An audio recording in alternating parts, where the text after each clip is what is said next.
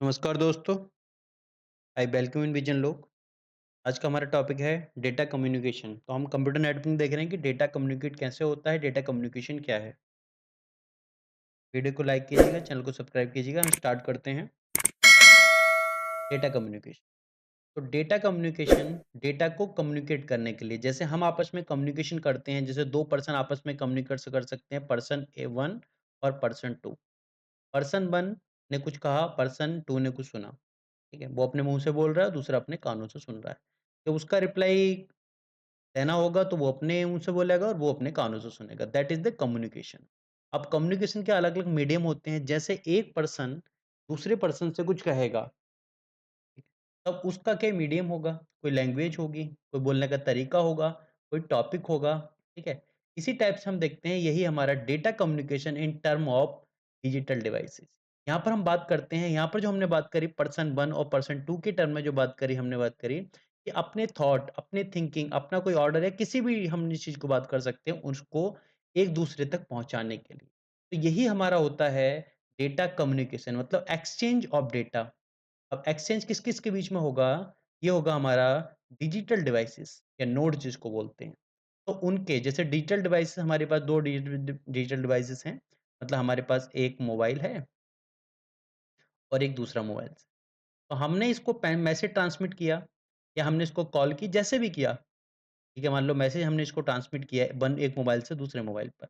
एक लैपटॉप से दूसरे लैपटॉप पे हमने ईमेल भेजा, ठीक है। तो ये हमारा है exchange of data between digital devices. 2 digital devices के बीच में डेटा की शेयरिंग, डेटा का exchange, that is called data communication. जैसे ह्यूमन आपस में कम्युनिकेट करता है, उसी टाइप से हम इसमें डेटा को कम्युनिकेट कराते हैं। जब हम कोई चीज़ बोल रहे हैं, अब यही चीज़ अगर यही चीज़ डिजिटल डिवाइसेज़ के अंदर जाएँगे तो यही चीज़ बन जाता है डेटा। अब वो डेटा क्या हो सकता है? वो हमारी कोई वीडियो हो सकती है, ठीक है? हमारी कोई टेक्स्ट हो सकता है, कोई ऑडियो हो सकती है, कोई पिक्चर हो सकती है, कुछ भी हो सकता है वो। Exchange of data between digital devices.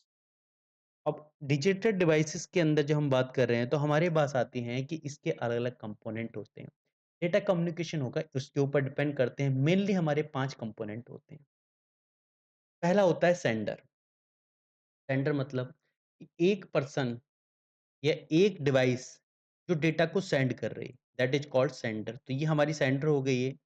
Sender ने डेटा को ट्रांसमिट किया और रिसीवर ने डेटा को रिसीव किया। ये हमारा रिसीवर हो गया। तो डेटा ट्रांसमिट हुआ, तो यहाँ पर जो पहला कंपोनेंट है, जब डेटा कम्युनिकेशन कब होगा? जब डेटा कम्युनिकेशन जब होगा, जब हमारा एक वहाँ पर जो पहला कंपोनेंट है, दैट इज़ कॉल्ड सेंडर। तो पहला कंपोनेंट हमारा आता है सेंडर। सेंडर ने कोई अपनी बात कहनी है, कुछ मैसेज भेजना है, कुछ भी हो सकता है, वो उसने रिसीवर को दे दिया। अब हमारी पहला कंपोनेंट हो गया सेंडर, जिसने मैसेज भेजा है। दूसरा हमारा हो गया रिसीवर, जिसने रिसीव किया है, उस डेटा को रिसीव करने वाला। अगली चीज़ होती है मैसेज, मतलब जो हमारा एक्चुअल में जो डेटा होता है, दैट इज़ मैसेज। इसे बोल सकते हैं एक्चुअल में जो डेटा होगा, ठीक है। सेंडर ने जो चीज़ भेजी है, दैट इज़ कॉल्ड मैसेज। इसको हम बोल सकते हैं मैसेज, मैसेज या डेटा, क्योंकि इसी को कम्युनिकेट किया गया है। अब अगला होगा हमारा ट्रांसमिशन मीडियम। ट्रांसमिशन मीडियम हमारा होगा कि हमने किस मीडियम के थ्रू, मतलब सेंडर ने रिसीवर को जो डेटा भेजा, तो यहाँ पर एक नेटवर्क क्रिएट हुआ। तो नेटवर्क में एक डेटा मतलब या एक मैसेज कैसे ट्रांसमिट हुआ है, क्या उसका रूट फॉलो हुआ है, क्या उसका पाथ है, ठीक है? मतलब क्या हमने बात यहाँ पर यूज़ किया है, that is called transmission medium, ठीक है? क्या उसने माध्यम चूज़ किया है ताकि सेंडर जो है रिसीवर के पास अपना मैसेज ट्रांसमिट कर सके। तो उसके लिए हमारे 2 चीज़ आती हैं, ट्रांसमिशन मीडियम हमारा या तो वायर्ड हो सकता है या वायरलेस हो सकता है। वायर्ड या वायरलेस मतलब वाई-फाई। वाई-फाई के भी थ्रू भेज सकते हैं, लैन के थ्रू भेज सकते हैं, जैसे भी हम अपना हमारा मन है उसके अकॉर्डिंग भेज सकते हैं। तो हमारा पहला सेंडर हो गया जिसने भेजा है। जब सेंडर और रिसीवर 2 आपस में कनेक्ट हो गए, तो इनके कनेक्शन को बोलते हैं नेटवर्क, कि हमारा एक नेटवर्क तैयार हो गया। यहाँ पर हमें एक मैसेज ट्रांसमिट करना है, करने वाला सेंडर है और जिसके पास पहुँचेगा दैट इज़ रिसीवर है, और जो जाएगा वो हमारा क्या होगा, मैसेज होगा। और जिस माध्यम से जाएगा दैट इज़ कॉल्ड ट्रांसमिस मीडियम, या तो वायर्ड होगा या वायरलेस होगा। अब वायर्ड में भी अलग-अलग टाइप के हमारे आ जाते हैं, वायरलेस में हमारे अलग-अलग टाइप की टेक्नोलॉजी आ जाती है। अगला हमारा होगा प्रोटोकॉल।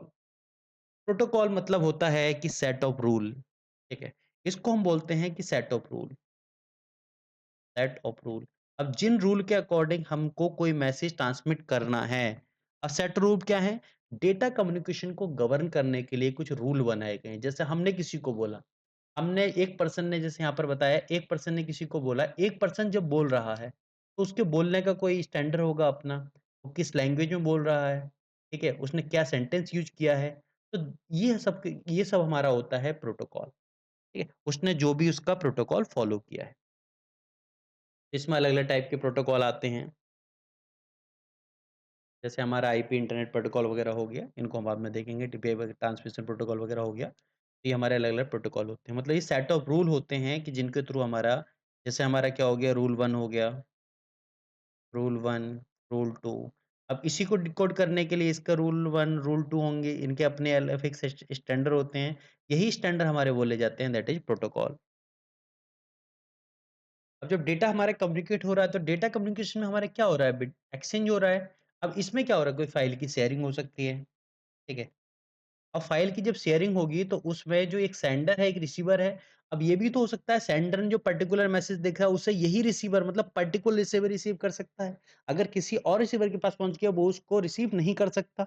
मतलब कोई सिक्योरिटी हम अप्लाई कर सकते हैं। इन इंस्क्रिप्शन हम यूज़ कर सकते हैं, एन्क्रिप्ट कर सकते हैं उस डेटा को। तो ये हमारे अलग-अलग टाइप होते हैं। अब हम देखते हैं कि इफेक्टिव डेटा कम्युनिकेशन हम किसे कहेंगे? कि किसको कहेंगे कि डेटा कम्युनिकेशन हमारा इफेक्टिव है? ठीक है, डेटा कम्युनिकेशन क्या है? एक हमारा सेंडर से रिसीवर की तरफ या जो सेंडर है उसने रिसीवर को कुछ सेंड किया दैट इज़ डेटा कम्युनिकेशन। अब हम बोलेंगे इफेक्टिव डेटा कम्युनिकेशन हम किसको कहेंगे? तो इफेक्टिव के अंदर हमारे 4 कैरेक्टर आते हैं। 4 कैरेक्टरिस्ट आते हैं फंडामेंटल कैरेक्टरिस्ट जिसको बोलते हैं डेटा कम्युनिकेशन के लिए जिस वो बनाते हैं उसको इफेक्टिव डेटा कम्युनिकेशन। तो उसके लिए पहला हमारा आता है डिलीवरी। तो डिलीवरी है कि जैसे हम मतलब कि हमने एक सेंडर है और उसने मैसेज सेंड किया रिसीवर को। सेंडर ने ये मैसेज एक सेंड किया। जिसे सेंड किया सेंडर, रिसीव किया रिसीवर। तो डिलीवरी क्या है? डिलीवरी हमारा आता है कि जब सेंडर ने एक मैसेज जब रिसीवर को सेंड किया, तो क्या वो पर्टिकुलर डेस्टिनेशन में डिलीवर हुआ?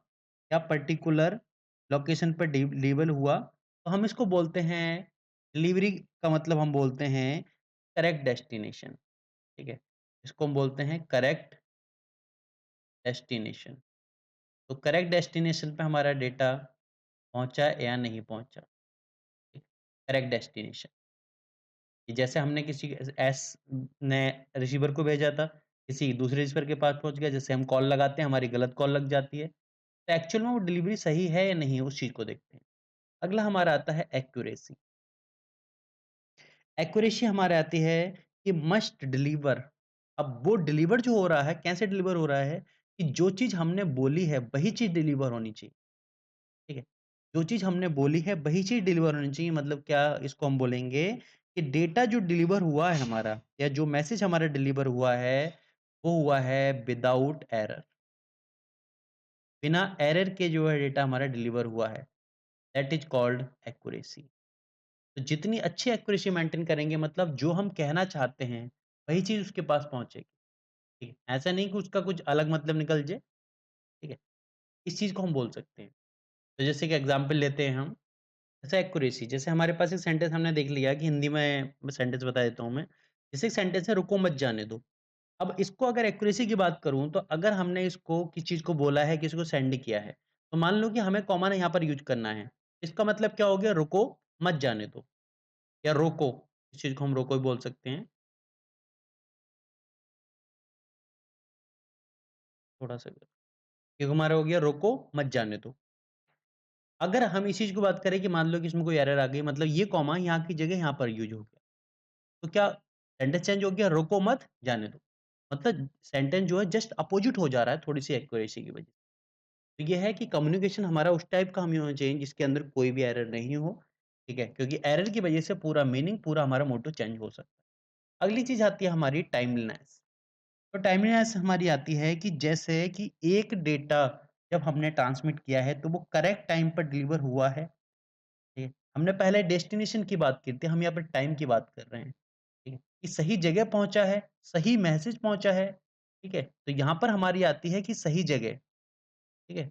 हमारा यहाँ पर पहुँचाना है हमें डेटा सही जगह, पहुँचा है, नहीं पहुँचा है और यहाँ पर हमारा आ गया सही मैसेज, सही डेटा बोल सकते हैं, सही डेटा पहुँचा है, नहीं पहुँचा है। अगली चीज़ हमारे आती है सही टाइम पे, सही टाइम, राइट टाइम। तो राइट टाइम का मतलब हमारा आता है कि कुछ जैसे हमने बात करी कि रियल टाइम डेटा हमारा पहुंचा है। जब हमें उस डेटा की रिक्वायरमेंट है तब हमारा डेटा पहुंचा है, जब हमें इंस्ट्रक्शन देने हैं तब हमारा डेटा पहुंचा है। ऐसा नहीं कि हमने इंस्ट्रक्शन दिए अभी, ठीक है, और वो पहुंचे बाद में जब हमारा काम खत्म हो गया। ठीक है, इस चीज में हो सकती है टाइमलीनेस। जो भी हमारा होना चाहिए वो टाइमली मैनर में होना चाहिए। अगला हमारा आता है जिटर।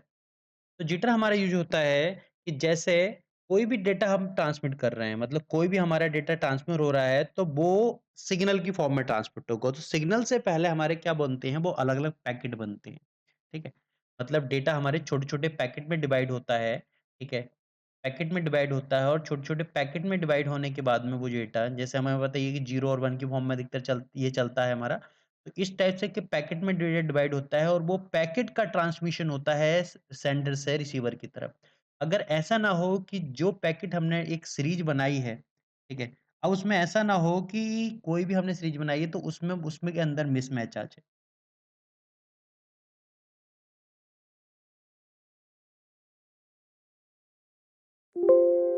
तो जो हमारे ये पैकेट हैं, डेटा के पैकेट हैं, ये जब अराइव होंगे उस लोकेशन पे, तो इनका अराइविंग टाइम, अराइविंग मैनर जो है वो एक्यूरेट होना चाहिए। ऐसा नहीं है कि ये वाला जो हमने बनाया जैसे एक एग्ज़ाम्पल ले लेते हैं, ठीक है? इसी को एग्ज़ाम्पल ले लेते हैं चलो। जैसे हमने बोला कि रोको मत जाने दो, ठीक है? अब क्या होगा अगर यही कॉमा मान लो कि हमने ये सेंटेंस ट्रांसफर यही मान मान लो कि ये पैकेट में ट्रांसमिट हुआ, ये रोको अलग पैकेट है, मत अलग पैकेट है, जानो यही पैकेट हमारे ट्रांसमिट हुए। तो पहले हमारा ये चला गया रोको मत, ठीक है? और अब उसके बाद में जा रहा है ये जाने दो, या कॉमा हमारा बाद में जा रहा है। तो इसकी वजह से क्या होगा, हमारा जो डेटा है वो एक तो डिले हो जाएगा और उसका क्या है मिसमैच हो जाएगा, ठीक है? अब ऑडियो के टर्म में, वीडियो के टर्म में, पिक्चर के टर्म में इस चीज़ को बोल सकते हैं मिसमैचिंग वगैरह हो जाती है इस वजह से, ठीक है? तो जो हमारा डेटा अराइवल टाइम होता है पैकेट की फॉर्म में उसके अंदर हमारा कोई भी वेरिएशन नहीं होना चाहिए। That is called jitter. तो ये था हमारा इफेक्टिव डेटा कम्युनिकेशन।